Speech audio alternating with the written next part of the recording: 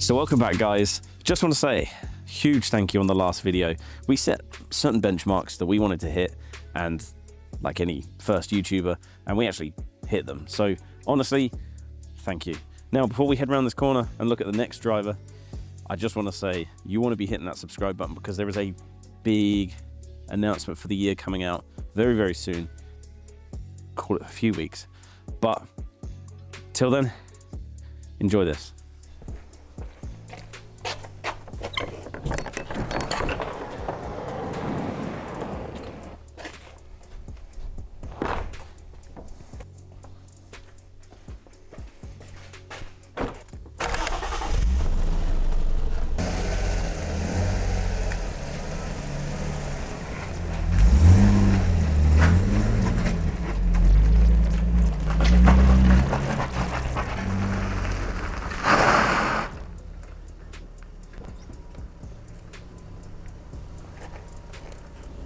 Hey, I'm Andy, and this is my IS200. So I've had this IS200 for 3 years now. It started out as a auto for me, and it was just a daily commuter for the first year. Did absolute crap ton of miles in it. Never really wanted to skid it, but took a little bit of convincing from a few friends, and I finally thought it was about time to sink some money into it and turn it into a fun track car.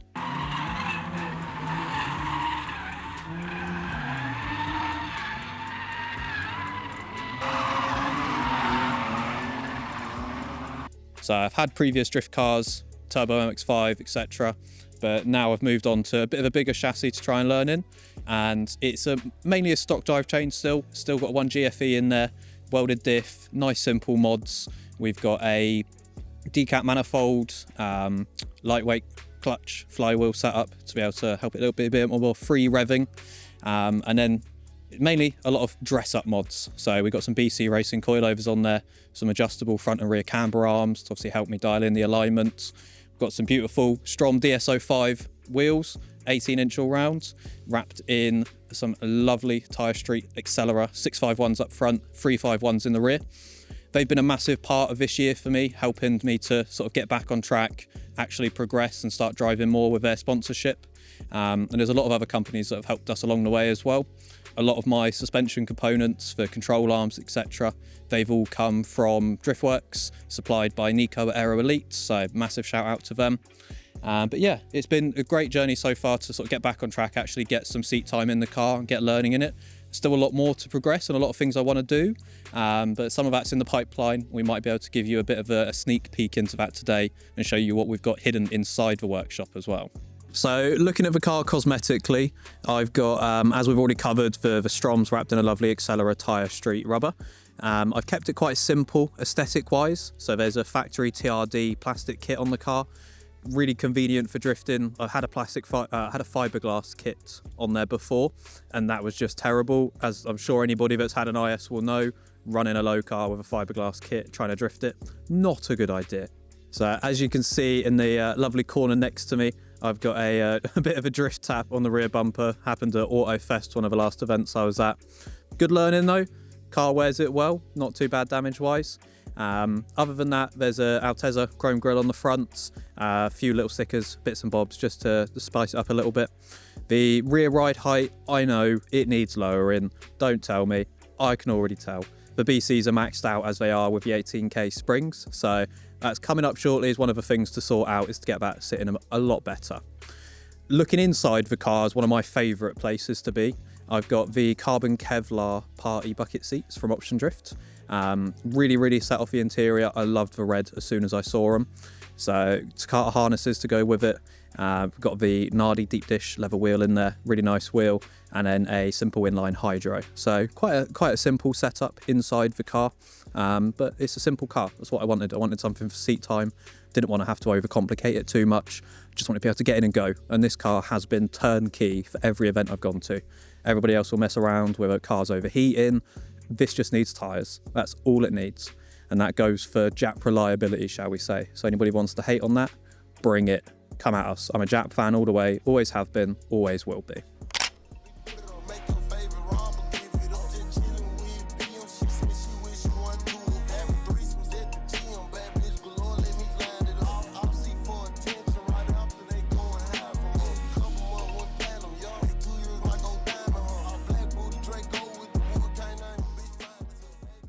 here we are now magically teleported inside my workshop. So you'll notice I'm sat next to another Lexus versus not my Lexus.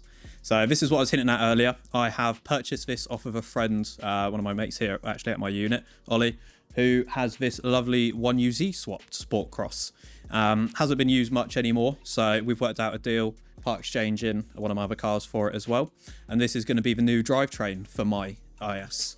So it's a 4-litre 1UZ, currently set up with a J160 gearbox. Not going to be using any of that setup. The J160s don't take too much torque very well. So I'm going to be dropping it off to Mark once I've got the conversion done, hopefully in the next month or so, down at Source Performance, who's going to help me out by putting a BMW GS6 swap into the car. Because this is pre-mapped to 340 brake, about 500 newton meters of torque. So it's going to be a big upgrade from the stock 1G that I've got at the moment. So I'm really excited for that. My poor clutch can finally get a rest because it has been terrorized for the last few months of every skid day I've been to. But yeah, it comes with a pretty complete kit to bolt in for me, really. So it was a really smart sort of swap that I can do nice and quick. Phoenix have sorted out the harness for this. It's on a ECU Master Black standalone. So nice and easy to get in. I can have a DigiDash set up for it if I wanted to. Everything's sort of there, pre-configured. Just really excited to get it in now that it's up the unit, get everything sort of progressing along, because hopefully it should be a nice quick turnaround to get everything sort of plugged in. So yeah, it's hopefully going to get sorted nice and quickly.